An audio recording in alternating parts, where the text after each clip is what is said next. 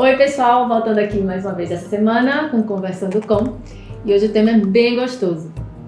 Nesse período de pandemia, né, a gente tem sofrido muito com ela, são muitos medos, muitas incertezas, muitas inseguranças. E o que seria da gente se não fosse a arte, né? Ela realmente é uma ferramenta poderosíssima que vem ajudando muito cada um de nós. E também o sorriso. O sorriso tem um poder enorme e vem ajudando contra doenças, né? Muitas pessoas que estão aí passando por um momento mais delicado, realmente o sorriso, ele funciona como uma verdadeira vacina, né? Ajudando realmente a recuperação de muitos pacientes. E para falar sobre isso, a gente veio com, deixa eu falar, todo o currículo do menino. Ator, escritor, ilustrador e doutor da alegria, Luciano Pontes, mais conhecido como Lu Pontes. Ele vem conversar com a gente para falar sobre o sorriso. Lu, obrigada por estar aqui. Prazer enorme te receber, tá? Deixa eu te falar. Eu lembro que a gente faz uns 2 anos, eu fiz teu retrato, tive esse prazer. Obrigada também mais uma vez por isso. Foi uma honra para mim. E eu lembro que você falou no projeto dos retratos que uma coisa que você queria muito era que tivesse um sorriso largo, né? De onde vem essa coisa com sorriso? O que você poderia dizer disso? Pois é, André, para mim é um prazer. Primeiro que eu admiro muito o seu trabalho. E acho que registrar esses momentos flagrantes, né, que é a sua arte na fotografia, acho que são momentos que marcam a vida na memória da gente, né? Então eu tenho aquela memória de ter você, mas eu tenho, por exemplo, eu tenho poucas fotos da minha infância, mas as poucas fotos são sempre lugares que eu reconecto com aquele lugar. Eu acho que você tem essa missão, de certa forma, né, de recuperar momentos que são importantes, que ficam ali registrados. Eu acho que tem uma coisa da alegria, que essa coisa do sorriso, que eu acho que é uma lembrança da minha infância também. Eu fui uma criança muito sorridente, muito feliz, graças a Deus. Tem uma frase também da Adélia Prado que ela diz: por prazer da tristeza, eu vivo alegre.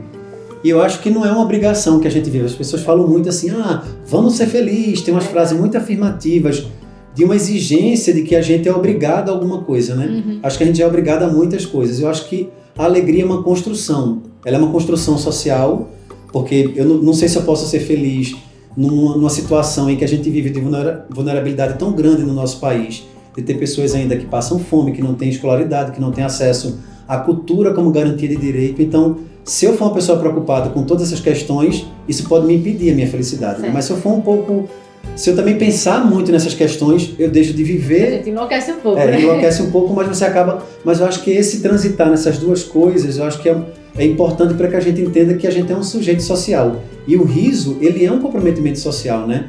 Aonde teu sorriso te levou, né? Que diferença ele fez em alguns momentos de tudo da tua vida? Olha, eu sou uma pessoa muito séria, apesar de não parecer. Nossa! E fui uma criança muito dramática. Eu tinha vontade de ser criança órfã. Não sei se é porque assisti muito filme da Sessão da Tarde.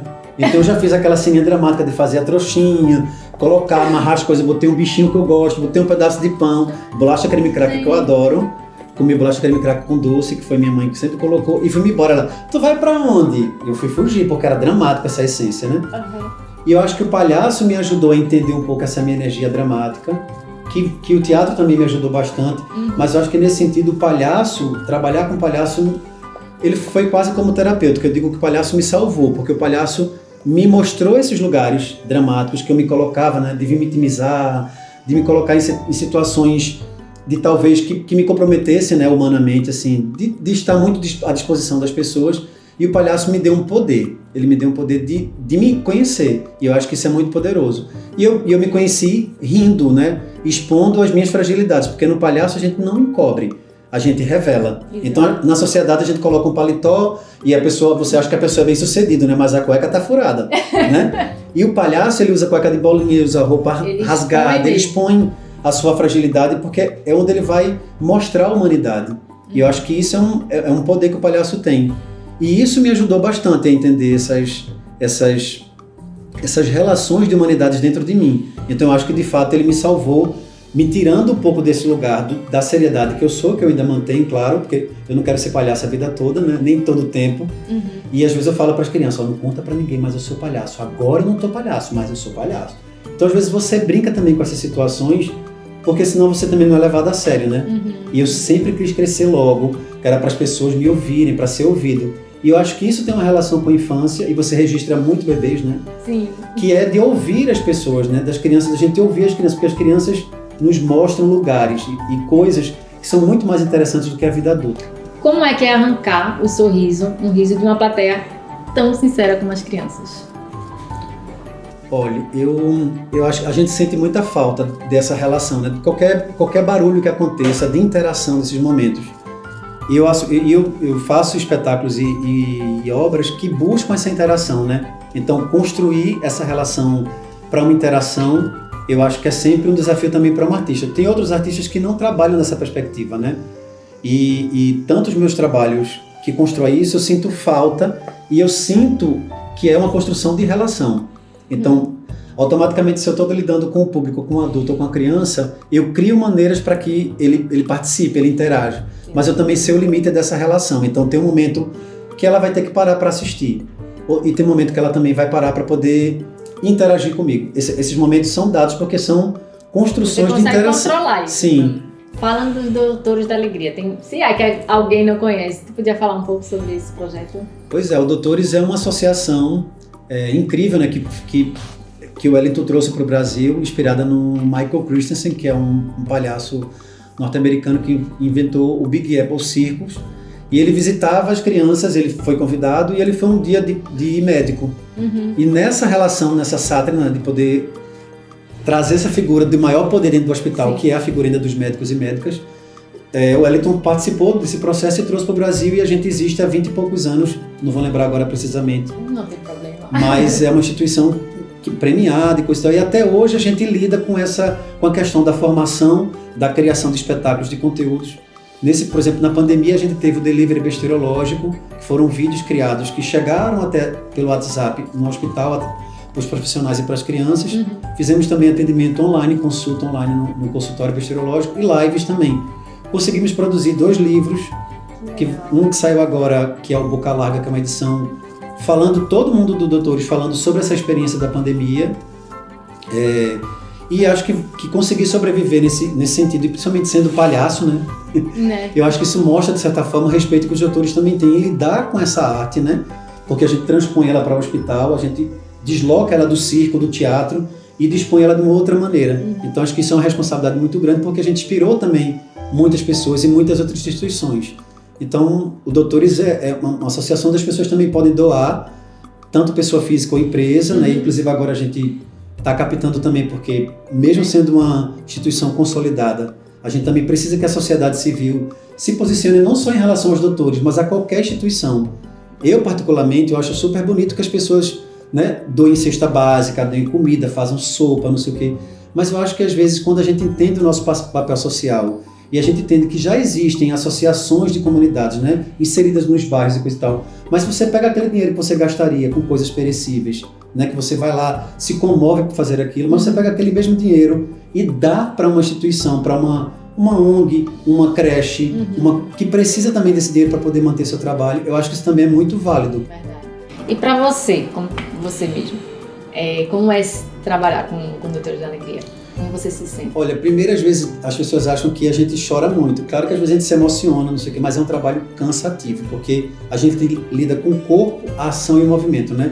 Eu vivo, por exemplo, mais ou menos quando eu estou atuando no hospital, são 6 horas mais ou menos de trabalho, e eu estou naquela função ali, no estado do palhaço, para viver a alegria, a dor, a tristeza, escutar e saber me posicionar numa situação. Então, se a criança diz assim, não quero você aqui hoje, sai daqui agora, seu palhaço feio. Eu digo, eu tô feio, meu Deus, esqueci meu creme. Eu não acredito, eu tenho que encontrar maneiras para poder, com que aquela criança que me rejeitou, me aceite. Eu posso tentar voltar a ficar bonito, peraí, eu boto um óculos, eu volto, e agora eu posso entrar? Não, tá feio ainda, então aquilo eu vou construindo até facilitar. Então, às vezes, ela não deixa eu chegar perto. Eu posso chegar até aqui e ela vai permitindo essa aproximação. Então, qualquer pessoa que vai trabalhar com qualquer relação humana de contato, você também tem que construir essa relação de permissão. A gente não toca no corpo de alguém, a gente não quer abraçar todo mundo porque a gente não constrói afetos de mentira, né? Eu não amo todas as crianças, eu não tenho como amar, mas eu só amo aquelas crianças porque eu construo uma situação em que elas vão se permitir se conectar comigo. Aí sim rola o afeto, né? Aí rola o fascínio de dizer, nossa, eu quero ser você quando crescer, porque você é incrível, cara. Porque tem crianças que falam coisas incríveis de fato, assim. Eu, por exemplo, teve uma vez, eu fui fazer para uma criança, você tem que fazer isso 3 vezes ao dia, antes do café, durante o café e depois do café. Aí eu saí, voltei e fiz, você vai ter que fazer o que mesmo? Ele fez, eita, deslembrei. Oh, meu Deus. Juro, gente, eu me arrepio até hoje, olha, sério. Isso. Virou um livro meu chamado Deslembrar, e eu parei e disse, cara, você é poeta, você é o Manuel de Barros. Ele, quem é esse? Se você não conhece, mais um dia você vai conhecer. Você falou, e ele falou deslembrar, né? Olha que palavra mais poética. Então, assim, tem presentes que acontecem nesse sentido. Mas se a gente não tiver a escuta para ouvir, o olhar para poder perceber, aquilo vai passar em branco. Então a criança vai dizer coisa e eu vou dizer, não, eu vim aqui te alegrar. Olha como eu sou legal, uma música, balança o braço, vamos lá, sai do chão. Tchá, tchá, tchá, tchá. Então esse histrionismo não aciona os caminhos que um palhaço que se posiciona dentro do hospital vai ter essa delicadeza para acionar. Isso até a gente até faz, brincando, satirizando, ou mesmo nos momentos onde a gente tem os espetáculos. Mas os momentos mais sutis, por exemplo, quando você entra no UTI, no neonatal, você tem também que se colocar na delicadeza de falar mais baixo, né? De saber se pode chegar. E até nas situações mais delicadas, porque a gente já viu crianças partirem, né? A gente já teve os pais, por exemplo, vendo pais chorarem, vendo seus filhos irem embora. E às vezes a gente vai lá sutilmente e diz, olha, sinto muito, eu não posso fazer nada por essa situação, mas se você quisesse o meu ombro, ele tem pouco osso, tem mais osso do que carne.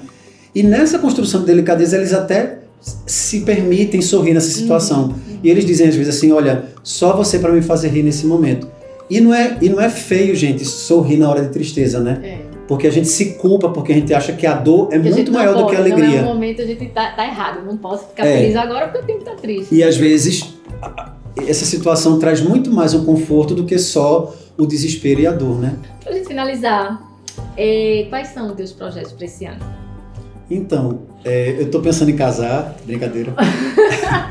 Eu tô tentando não criar uma expectativa que pode ser frustrada para mim, né? Assim, acho que, claro, teve um ano que passou que gerou muitas novidades para mim, aconteceram coisas incríveis.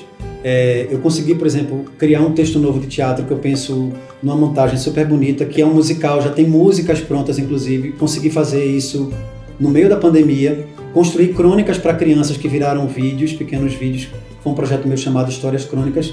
E eu acho que eu estou aberto para a surpresa de que 2021 vai dar. Assim. Acho que tem uma esperança muito grande de que a gente reconheça que a arte ela não é um paliativo na nossa vida, mas ela é uma forma que a gente tem de entender o valor da existência que a gente tem, né? Porque a arte está em tudo, né?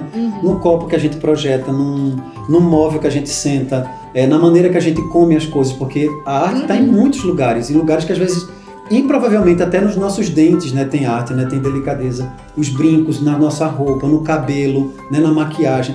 Na nossa vida o tempo inteiro a gente respira, só que a gente não entende essas relações de trabalho. E eu espero que no mínimo a gente consiga fazer com que a vida reverbere de uma maneira assim, numa propagação tão grande que todo mundo sinta-se feliz de fazer aquilo da qual escolheram fazer na vida, né? Eu escolhi ser palhaço, ser artista, então se eu tiver condições para continuar essa minha profissão, claro que eu vou ser uma pessoa muito mais feliz na vida, né? A gente vai lhe ver no palco. Assim eu espero e assim seja. Se não for no palco, na TV, nos vídeos, na internet ou nos livros também. Bom, então espero lhe ver muito esse ano. Muito sucesso, tá?